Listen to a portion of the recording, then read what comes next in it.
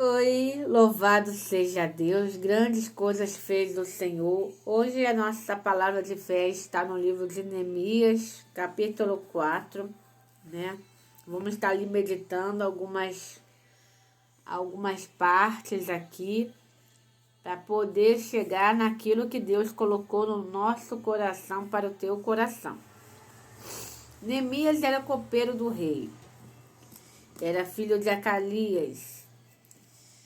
E a função dele, antes do rei provar qualquer bebida, né? Tudo que tinha que ser passado para o rei consumir, o Neemias tinha que provar primeiro.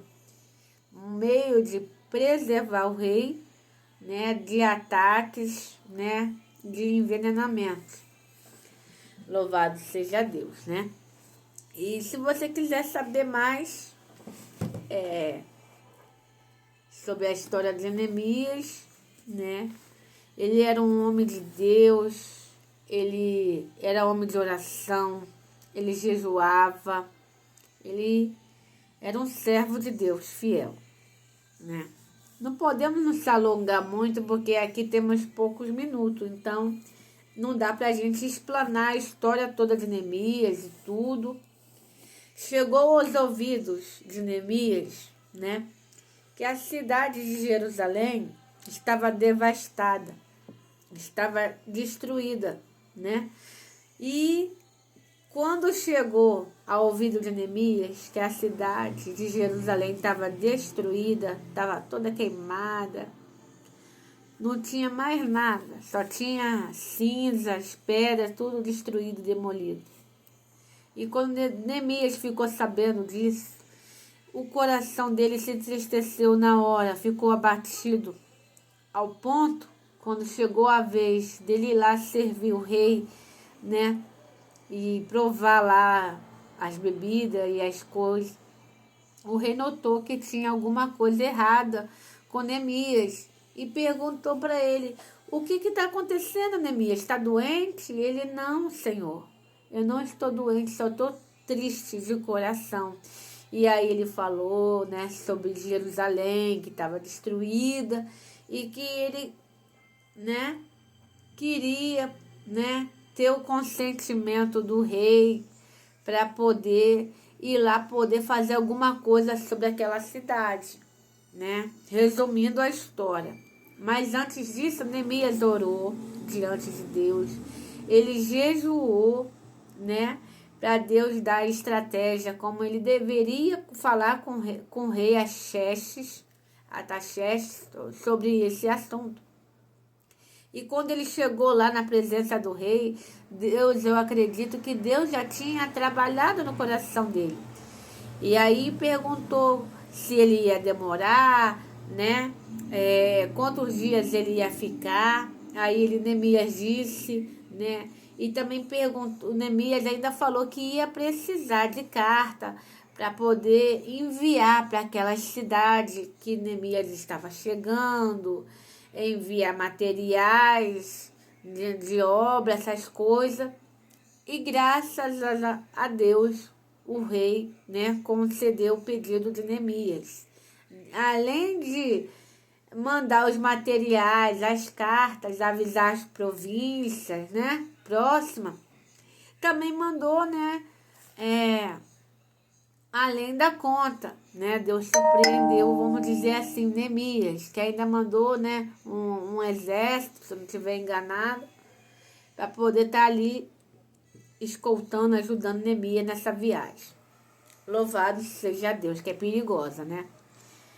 Então, no capítulo 4, né, o Neemias já, vamos dizer que ele já chegou no seu lugar de destino. Ele começou a contemplar o cenário de Jerusalém completamente destruído.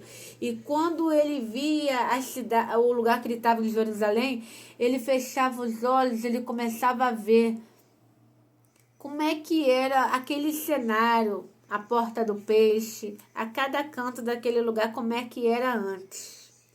E Deus começou a trabalhar no coração de Neemias para reconstruir aquela cidade. né? Louvado seja Deus. Deus sempre vai usar alguém para te dar uma palavra de fé, de motivação, para você sair dessa tristeza, sair desse lamento, fazer você se ajudar a se reconstruir. Então vamos ler, porque já estamos na metade do vídeo. Neemias capítulo 4.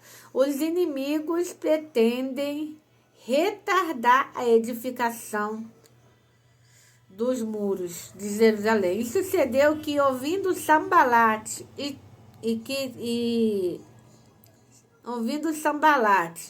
e que edificaríamos o muro, ardeu-se em ira e se indignou muito e escarneceu do judeu e falou na presença de seus irmãos e do exército de Samaria, disse: que fazer esses fracos judeus?